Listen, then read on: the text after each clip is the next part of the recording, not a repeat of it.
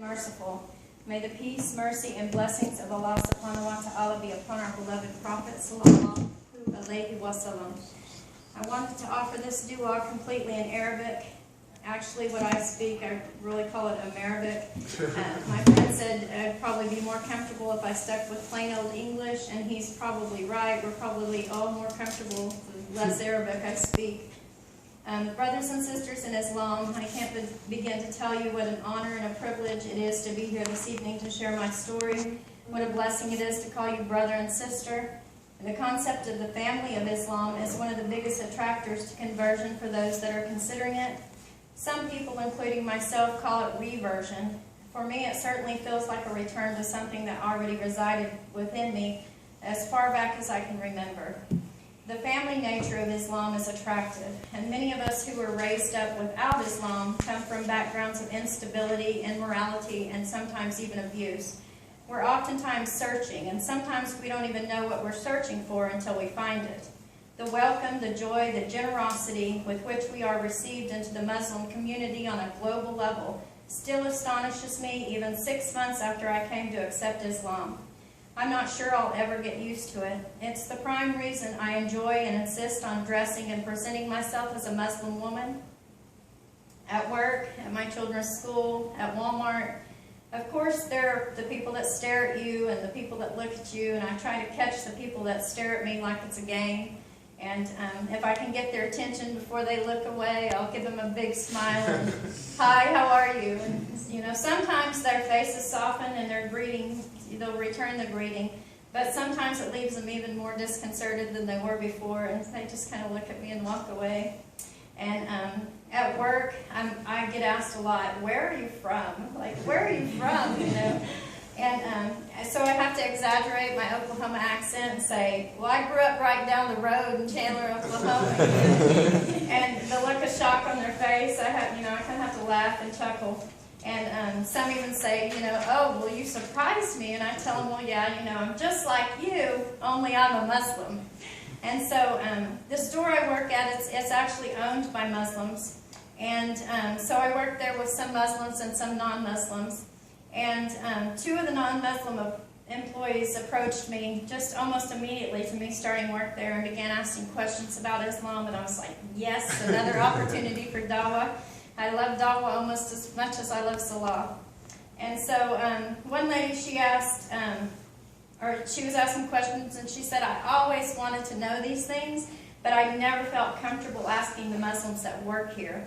And I'm not sure if that's because, the cultural barrier there, because I'm an American and she's an American, or if it's because the Muslims I work for are almost more Western than I am. So, maybe that kind of confuses her a little bit.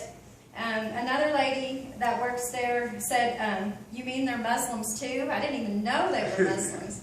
And that made me feel a little bit sad because she knew I was a Muslim, but she didn't know that they were Muslims, and they were born Muslim. And so I think that Muslims should be recognizable to everybody. And to me, there's no better feeling when I go out and I'm in Oklahoma City or I'm in Tulsa and, some sister or brother walks up and gives me salam just because they recognize my hijab. And I call that hijab recognition whenever that happens.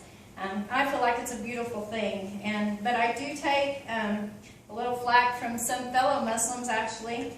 And it's almost like they think that me dressing Islamically is an offense to them, or that I'm like degrading them or something, And I have to explain to them, though, that I'm not a born Muslim. I chose to be a Muslim, and I chose to take on the life and the responsibilities of Islam, and therefore I feel that I must do my best to follow the path as closely as possible, including the way I dress, the mannerisms, the way I speak, and I strictly adhere to a halal diet.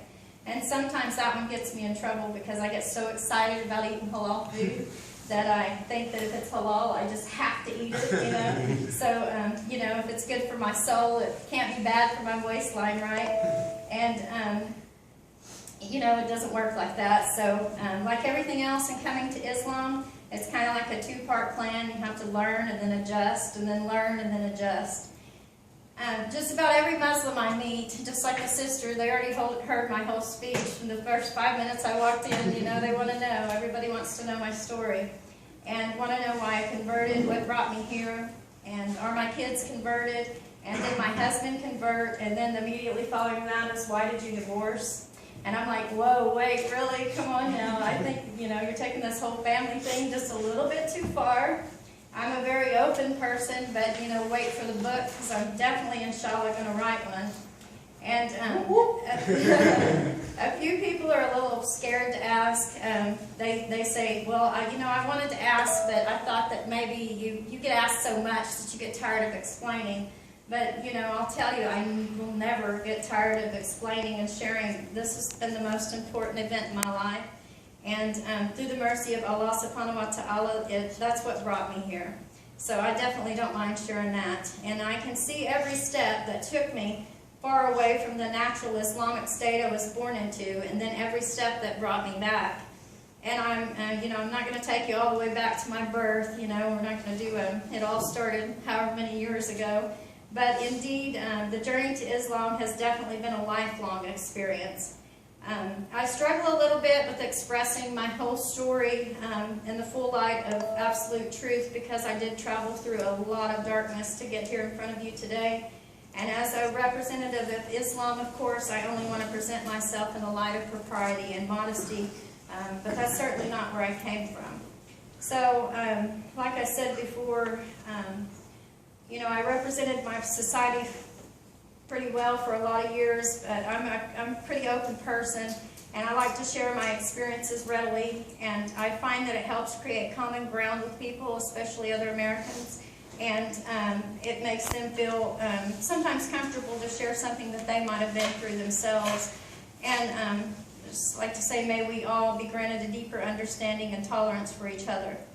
The stories need to be told without fear, so that others who have experienced similar things as I have might feel comfortable walking the path. And I had a rough life, and I responded to it. I reacted to it in ways that I thought were an expression of my freedom and independence. I was free to use mind-altering substances. I was free to use my clothes, or the lack thereof, to get some kind of attention I thought I was lacking. I was free to exhibit less than kind behavior to those around me, and I was free to be quite selfish. I was free to watch Fox News and listen to the media, and I was free to be a racist as far as Muslims were concerned. And yes, I was one of the biggest Islamophobes I have ever met. I was a true product of the American society. I grew up Christian and attended and was baptized into the first Christian church as a child. Upon entering my teenage years, I became more interested in partying than anything else, like most American teenagers. There was music, boys, alcohol, and eventually drugs. I quit attending church, but I still considered myself a Christian. I developed this issue, however, as I reached adulthood, that I was able to do all these things without a conscience, because I believed in the power of Isa alayhi salam to save me from punishment for my own actions. But on a deeper level, I did understand that this was a perpetual cycle, and my actions could only reach greater and greater levels of depravity. But I was free, right? These are the ideals of freedom, something which Americans are groomed to love and sworn to protect. So early in my second marriage, I had a miscarried pregnancy. And I won't go into the details here tonight, but seriously, inshallah, I promise there's going to be a book. During that regretful event, I had an experience. It was really a spiritual experience, and I wasn't exactly sure what had happened to me. It was kind of a waking vision, but it was the beginning of a decade-long search. I had to know what happened to me. I needed an explanation, and after 10 long years, I finally found a story that helped my experience make sense. But that story came from the Jews of the Babylonian era, and that correlation caused me to wonder about Judaism and all the questions and issues I had with Christianity. So I Googled the words, "Ask a Rabbi," and the first hit was a website run by a branch of Judaism known as Chabad. It's actually one of the more extreme sects of Judaism, and it is very connected with Zionism. But there I was, and I got introduced to Torah, and I began to study, and I began to learn. And Judaism helped me get rid of some of those troublesome beliefs I held as a Christian. It introduced me to the concept of reward for good deeds, punishment for bad deeds, that no human being could stand between my actions and their consequences. It opened my mind to the absurdity of the Christian holidays, their purpose, their pagan histories. And I began changing. I began dressing more appropriately, eventually even adopting the scarf, just covering the hair like the Jewish women do. I quit smoking cigarettes for the sake of God. I began praying every day, reading Psalms, and studying. In this process of learning, I found a whole new set of questions, new issues with concepts that just didn't sit right with me. Everyone wants to know the nature of these questions. Well, first, I had a really hard time with the idea that Judaism doesn't allow for the belief in Isa, alayhi salam. I grew up in a Christian church. I felt God inside that church, and I knew Isa, alayhi salam, as not only real, but very important. And I asked, the director, the Orthodox Jewish guy that I was following, how was it that this feeling in my heart and the knowing of my soul did match the teachings that they were giving me? And I got that old excuse that you always get, God's mysterious, we don't really know why, just move on, don't worry about it. And, and then I was learning all these stories about our prophets. And somehow these Jewish stories incorporated some behaviors that just really didn't make sense to me. These stories had our prophets lying, stealing, dishonoring parents, cheating, even as far as, I don't know if any of you are familiar with Lot and his daughters from the Jewish perspective. If you're unfamiliar with that story, feel free to look it up. I can't bring myself to discuss it here tonight because it's so degrading to one of Allah's subhanahu wa ta'ala's messengers. But so many of their stories had a common theme. And that theme was that Arabs are like animals and undeserving of the blessing of God. And one of the biggest problems I had was the concept that Ibrahim alayhi salam bound his only son, Isaac, is that how you say it? And, he was born second to Ishmael and never could have been an only son. So I was getting more and more confused here, how do holy men do these kind of things that are so terrible? And so not only towards Arabs, but I experienced this type of racism was expressed towards all Gentiles. And they call us Gentile Noahides. Anybody that studies the Torah and is not Jewish, they're considered Noahide. And that just means the descendants of Noah, which we all are really, right? And we were being taught that the Jews, they would lead us to be a light unto the nations. They would lead us out of our darkness, since they were the chosen to carry the lamp of truth for the rest of us. And I was told that I couldn't read or study but just a little small portion of their material, since I was only a Gentile and not a Jew. I wasn't allowed to participate in a lot of their festival days or holy days. I wasn't allowed to participate in their Sabbath day because I didn't need that kind of devotion to God, you see, because I wasn't Jewish. I was just a Gentile. And I was told that, once they rebuild their temple, may Allah subhanahu wa ta'ala protect us, I wouldn't be able to serve in it. My sons wouldn't be able to serve in it. You won't be able to sacrifice animals, but if you bring us your animal, we'll sacrifice it for you. You don't need kosher food. In fact, you can even eat all the pork you want, because kosher food is meant to keep us Jews ritually pure, and as a Gentile, you are not even possible to become pure. And so, they were like, paradise, who needs it? We're going to bring heaven down to earth, and if you support us, you can just live on the earth itself forever, because you love this dunya and everything in it, and you never ever want to leave it. It was a brainwashing. Never had I ever considered myself to be any kind of racist. In fact, I had always prided myself on a love for all peoples, all nationalities, and all backgrounds. But I had this distinct hatred now for Muslims. And since in my brainwashed state, I considered them to be animals, not people, even I didn't see that as bigotry. I still thought I wasn't racist. I had a Muslim neighbor. It was a young mother. She would walk in the evenings with her children. She wore hijab. She'd smile and say hello, just like at the people at the store. I refused to talk to her. I'd turn away. I was ugly to her and mean. And I signed my children up for a charter school in Texas. They're called Schools of Science and Technology. When I attended the orientation, I found out that the schools are run by Muslims out of Turkey. So I pulled the kids' applications and I admonished the secretary for them representing Palestine and not Israel at their World Day Festival. And it was really bad. I was terrible. I should have felt terrible. But since I didn't see Muslims as people, I didn't feel bad at all.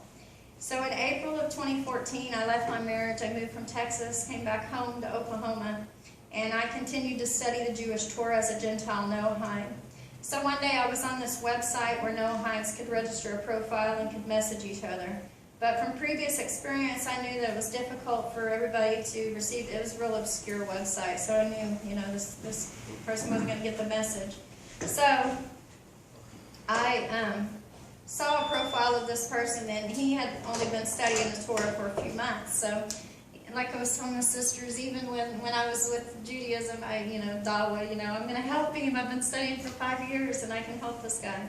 So I decided to contact him and see if he needed help, and so I Googled his name, thinking I would find his Facebook page and communicate with him that way. But instead, I found this dating website, and I hate dating websites, but I thought I'm just going to sign up just long enough to send this guy a message and say, hey, find me on Facebook, and then I'm out of here, so find me fast because I'm going to unregister for this.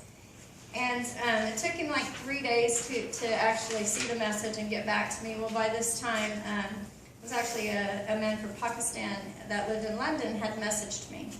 And so, of course, first thing I look at his profile and I see some Arabic writing and some Islamic postings. And so, me, all hateful like I am, the first thing I say to this guy is, are you a Muslim?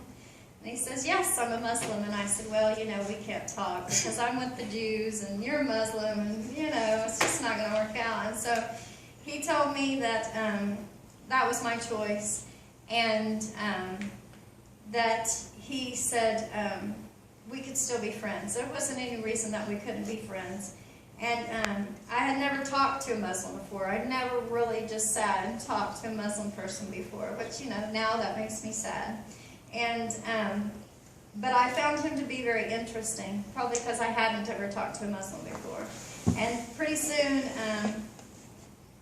that guy, that I had wanted to friend me on Facebook, he friended me on Facebook, but now I couldn't delete the program because I had to talk to this Muslim and find out all about Islam, And so, eventually we started talking about politics, and we had opposing views, of course, about the Palestinian-Israel conflict, and we kind of agreed not to talk about it, because, that would just start an argument.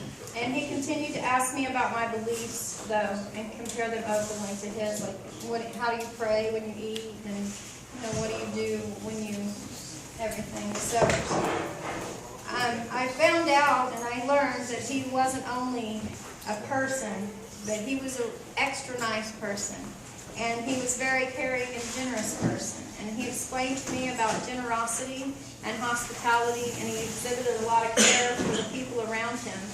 And in fact, he was the exact opposite of everything I'd ever thought Muslims were. And then in the news, there were 3 boys that were kidnapped in Israel. They were Jewish boys. And my Jewish and Noahide friends on Facebook, they started making a lot of noise. And somehow this time I just couldn't join in. And I felt that it would not only be disrespectful to my new friend who was a Muslim, but also my heart just wasn't in it anymore. So soon we heard that the Israeli Defense Force was searching every single home in Gaza. That means that they weren't just searching, they were ransacking every home in Gaza. And it was the first time I began to understand the term collective punishment. I tried to imagine what would happen if this happened here. If a kid a block over was kidnapped and the police searched every home, whether the people were involved or not, we'd be outraged. We wouldn't stand for it. And then we heard that they were arresting Palestinian men who were previously released in a brokered agreement. And they weren't involved in the kidnapping. Their only crime had been that they were previously arrested and released. So I thought, this is what I'm supporting. Israel is described as our only democratic ally in the Middle East, but this certainly wasn't democracy. In fact, it was insanity, and it made me very sad, and that's what I support. So pretty soon, the people in Gaza, they started shooting rockets over at Israel. So I mentioned it to my new Muslim friend, and he completely just ignored it. He didn't even answer it. He just ignored it. And so a little while later, Israel started bombing Gaza and dropping bombs in Gaza. But he mentioned it to me, and of course I didn't ignore it. I told him, I said, well, I told you a week ago that they were shooting rockets out of Gaza, so they deserve it because they were shooting first. And he said, just do me a favor. He said, you watch your news tomorrow, and you tell me who's doing the dying and who's doing the killing. And so I did. I watched my news the next day, and I kind of started having brand new eyes in my head. And I saw that it was Palestinian families, mothers, children, fathers that were dying, and I saw that Israeli Zionists were the ones that were doing the killing. And the people in Gaza, they weren't animals anymore, they were my people. And that day he sent me a YouTube video. It's got a terrible title. It's called Why White Women Convert. And I don't know if you've heard of her, but the UK Prime Minister's ex-sister-in-law, I guess that makes her famous or whatever, but her name is Lauren Booth. If you haven't seen the YouTube video, you might want to watch it. It's pretty intriguing. It's like 45 minutes long. And I watched it that day with my brand new eyes. And she talked about her experiences. She was like a reporter, and she went into Gaza to report on the news there. And she talked about the generosity of the people there. And despite the fact that due to the blockades of the Israeli government, they had so little to eat and so little to clothe themselves with, but they still gave her food, and they still gave her clothing, and they still cared about her. Because when she came into Israel, she had to cross through the border checkpoint. The Israelis kept her suitcases, everything she had brought with her. They only would let her go in with nothing but her clothes that she had on her body. So, you know, if it gets cold at night, she didn't have a coat, she didn't have money, she didn't have food, you know, she didn't have all these things. She wasn't allowed to go back home as she was scheduled to. She ended up having to stay there for several months when she thought she was only going to be there for a short time. And so, you know, these mothers would come up and cry with her because, you know, they go to work in the morning and come home in the afternoon, and there's a brand new checkpoint set up, and you can't go home and you can't see your kids. And you know, it was very distressing for me, but at the same time, to hear the generosity of these people just amazed me, you know. And so I asked my friend, I said, is this the way of Islam, or is this just a cultural thing? And he explained to me that it's the Islamic way to care about others, even non-Muslims. And I began to research the history of that region and that conflict, and I was quite shocked. I'd never thought about it, and I never knew what started the whole thing. And I simply kind of ate what they fed me. But wow, I thought if I could be wrong about this whole political thing, maybe I should take a second look at this religion called Islam. So I asked my friend to teach me about his religion, but he refused. He didn't want to be able to, anybody to be able to say he had coerced me or convinced me. He told me to research it on my own, and he encouraged me to start by looking into the life of our beloved Prophet Muhammad sallallahu alaihi wasallam. So I did. I researched and was shocked to learn that Islam is a religion of peace, of love, of caring, of giving ourselves to others, to Allah subhanahu wa ta'ala. I wanted more, so I began to read the Quran online, and the truth entered my heart with a swiftness and a surety and a strong wave of emotion. I began crying and shaking, and I felt goosebumps just creep over my entire skin. And it was in this moment that I realized finally that I had never been free. In fact, I had been a slave to so many things, and it was in this moment that I finally tasted freedom. Freedom to choose whom I would be a slave to. Freedom to be enslaved to the One, the Almighty, the Merciful, Allah subhanahu wa ta'ala. And I came to a particular verse. I don't remember where it was in the Quran. I'm still new at this. I believe it was in the second surah. But it said roughly that if you die amongst the non-believers, you will burn in the hellfire. So I messaged my friend, and I said, is that true? If I die tomorrow, am I really going to burn in the hellfire? And he said, well, now you know, and now it's your choice. And so I went back to Google, and you know how many times I've mentioned Google in this speech now? Alhamdulillah for Google. I Googled the nearest mosque, and it turned out to be here, my masjid, now it's my masjid in Stillwater. And I poured out my heart in an email, and I needed the safety and the protection that believers are afforded. And I needed to be a Muslim, and I needed Salah, and I needed to service my Creator. And the next day I received a phone call, and it was the final week of Ramadan, this past Ramadan. And the man on the phone, he invited me to share iftar the next evening in congregation. And he told me I would be helped with my shahada, and then there would be prayer. And he said these exact words, I'll never forget them. He said, "We will be so happy to welcome you as a Muslim woman." And at those words, my heart filled with so much joy. I was in my living room just like jumping up and down, you know. And I'd never felt such exhilaration in all my life. And I was like, a Muslim woman, me, a Muslim woman. So the next day I went on YouTube, and you remember I said I was wearing the scarf up here like the Jews do. So I just went on YouTube and figured out how to change the scarf to the Islamic scarf. And I arrived at the masjid on time, and I was greeted. I don't know if any of you guys know Farag and Mona. They're really incredible people. And so when I got there, Farag says, "Hey man, where'd you get the clothes? Like, you know, like, we didn't expect you to show up already looking like a Muslim, you know." And so I came inside, and I met, I'm sure some of you know Omar and his wife Basant. And I met many others. I can't remember everybody. I remember Mona and Basant because they've really helped me learn Salah and all these things. I've spent a lot of time with them. And so we all sat on the floor at the masjid, and they wanted to know how it was that I had come there that day. And you guys are getting the long version. I told them kind of a brief version of the story. 8 dates for the very first time, loved them. And I felt so much love and acceptance, generosity, hospitality. And after we broke their fast, because I wasn't fasting at that point, I took my shahada. And the Arabic seemed really difficult, but I wasn't in the least bit nervous. And I was just with excitement, this extreme joy, this love. And then after I did Shahada, all my sisters gathered around me, and each one just hugged me so tightly to them.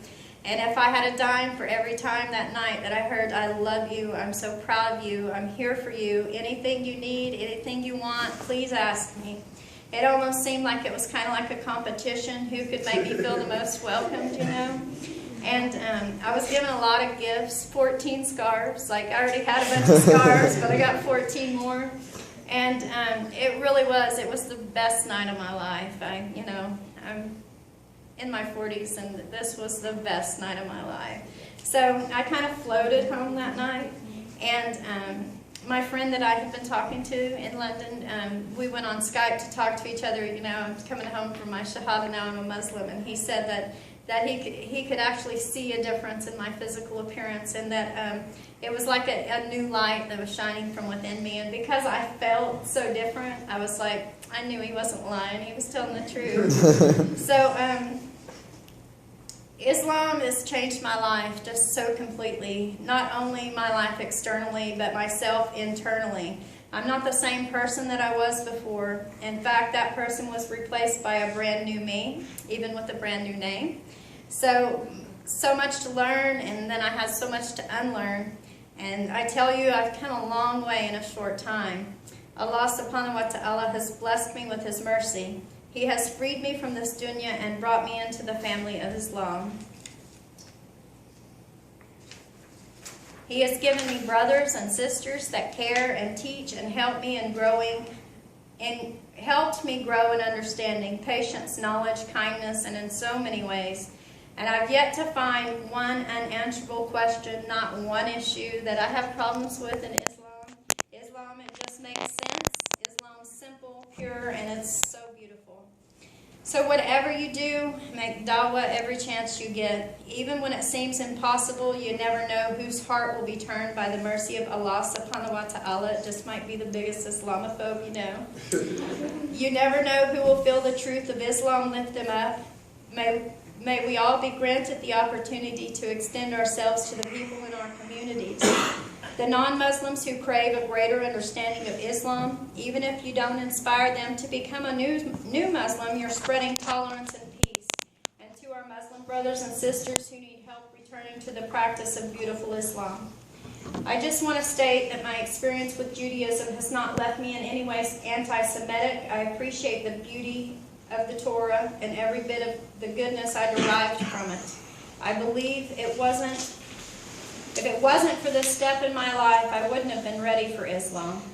The racism and bigotry I experienced, it extended out from Zionism, not from actual Torah-observant Jews. It was a personal experience, not a generalization on which we can base any kind of opinion about Judaism in general. For once now in my life, inshallah, I can say that I love all people, all peoples, all nationalities, all backgrounds, and that's because I'm freely submitted to the will of Allah subhanahu wa ta'ala. Alhamdulillah, it feels so good to finally be free. May Allah subhanahu wa ta'ala bless each and every one of you that is here this evening. May He bless each of your families. May He bless all of our Muslim brothers and sisters all over the world, and any of us or them who are persecuted in danger. May Allah subhanahu wa ta'ala lift them up and keep them safe. Any of our brothers and sisters who are sick or injured, may Allah subhanahu wa ta'ala cure and heal them. For any of our brothers and sisters in Islam who are emotionally distraught, may Allah subhanahu wa ta'ala comfort their hearts and bring peace to their souls. And for any of our Muslim brothers and sisters who are spiritually lost, may the mercy of Allah subhanahu wa ta'ala bring them to Salah 5 times a day, so that we may all bow down before Him in one direction. Thank you all for your time and interest, your love, friendship, and care. If I made any mistakes or said anything out of sorts, please forgive me. And if you found any goodness in my words, please share it with others. Feel free to look me up on Facebook. Sisters, ask me for my email, my phone number. If you'd like to communicate further, I'd be pleased to know all of you on a more personal level. Thank you.